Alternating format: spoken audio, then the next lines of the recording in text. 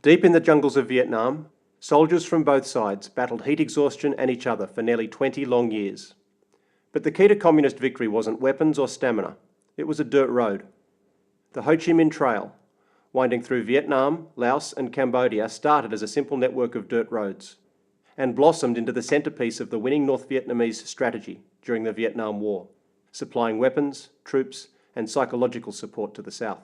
The trail was a network of tracks, dirt roads and river crossings that threaded west out of North Vietnam and south along the Truong Son mountain range between Vietnam and Laos. The journey to the south originally took 6 months, but with engineering and ingenuity, the Vietnamese expanded and improved the trail. Towards the end of the war, as the main routes detoured through Laos, it only took 1 week. Here is how it happened.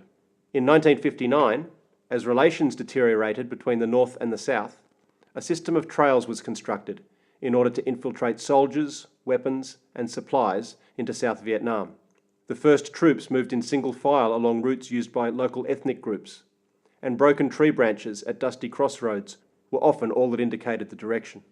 Initially, most of the communist cadres who came down the trail were Southerners by birth who had trained in North Vietnam. They dressed like civilian peasants in black silk pyjamas with a checkered scarf. They wore Ho Chi Minh sandals on their feet, cut from truck tyres, and carried their ration of cooked rice in elephant's intestines, a linen tube hung around the body. The conditions were harsh, and many deaths were caused by exposure, malaria, and amoebic dysentery. Getting lost, starving to death, and the possibility of attacks by wild tigers or bears were constant threats. Meals were invariably just rice and salt, and it was easy to run out. Fear, boredom and homesickness were the dominant emotions, and soldiers occupied their spare time by writing letters, drawing sketches, and drinking and smoking with local villagers. The first troops down the trail did not engage in much fighting, and after an exhausting 6-month trip, arriving in the south was a real highlight, often celebrated by bursting into song. By 1965, the trip down the trail could be made by truck. Thousands of trucks, supplied by China and Russia, took up the task amidst ferocious B-52 bombing, and truck drivers became known as pilots of the ground. As the traffic down the trail increased, so did the US bombing. They drove at night or in the early morning to avoid airstrikes, and watchmen were ready to warn drivers of enemy aircraft.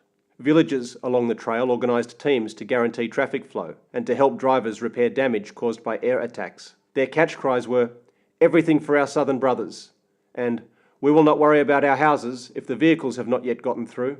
Some families donated their doors and wooden beds to repair roads. Vietnamese forces even used deception to get US aircraft to bomb mountainsides in order to make gravel for use in building and maintaining roads. The all-pervading red dust seeped into every nook and cranny. The Ho Chi Minh Trail had a profound impact on the Vietnam War, and it was the key to Hanoi's success. North Vietnamese victory was not determined by the battlefields, but by the trail, which was the political, strategic and economic linchpin.